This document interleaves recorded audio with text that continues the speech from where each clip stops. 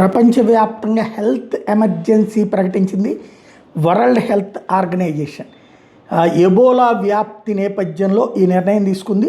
ప్రాణాంతకమైన Ebola virus Africa ఖండంలోని కాంగోలో 88 మంది ప్రాణాలు కోల్పోయారు. మరో 300 మంది వైరస్ బారిన పడినట్టు స్థానిక అధికారులు గుర్తించారు.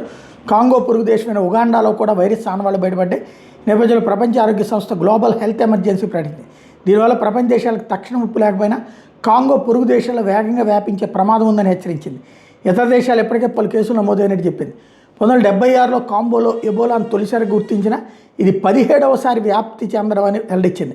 ప్రాథమిక నమూనాలతో అధిక పాజిటివిటీ రేటు, వైరస్ బారిన పడుతున్నటువంటి వాళ్ళ సంఖ్య పెరుగుతున్న ఆందోళనకరమని చెప్తోంది.